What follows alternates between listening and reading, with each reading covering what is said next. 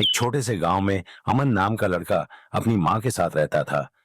उसके पिता का कई साल पहले देहांत हो चुका था। उसकी मां लोगों के घरों में काम करके घर चलाती थी। घर बहुत छोटा था, कभी कभी खाने के लिए भी मुश्किल से पैसे जुटते थे। लेकिन अमन की मां ने उसे हमेशा एक बात सिखाई थी। बेटा, गरीब होना बुरी बात नहीं है, लेकिन बेईमान होना सबसे बड़ी गरीबी है। अमन अपनी मां की हर बात दिल से मानता था।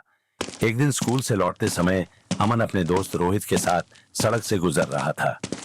तभी अमन की नजर सड़क किनारे पड़े एक काले बैग पर पड़ी। रोहित, देखो, यहाँ एक बैग पड़ा है। व्यापारी ने बैग खोला। अंदर बहुत सारे पैसे और कुछ जरूरी कागज थे। अरे वाह, इतने सारे पैसे! अब तो हमारी जिंदगी बदल जाएगी। लेकिन ये पैसे हमारे नहीं हैं।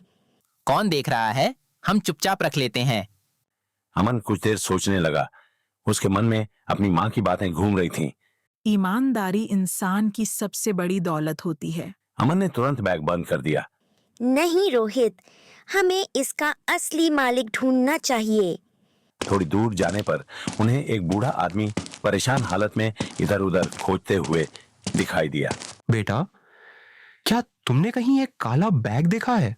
उसमें मेरे जरूरी कागज और पैसे थे। रोहित डर गया, लेकिन अमन आगे बढ़ा। जी अंकल, क्या ये आपका बैग है? व्यापारी ने बैग देखते ही राहत की सांस ली। हाँ बेटा, यही मेरा बैग है। अगर ये खो जाता तो मेरा बहुत बड़ा नुकसान हो जाता। सेठ धनराज अमन की ईमानदारी देखकर बहुत खुश हुआ। आज के समय में तुम जैसे ईमानदार बच्चे बहुत कम मिलते हैं। उन्होंने अमन को इनाम में कुछ पैसे देने चाहे। नहीं अंकल, मैंने सिर्फ सही काम किया है। व्यापारी और भी प्रभावित हो गया।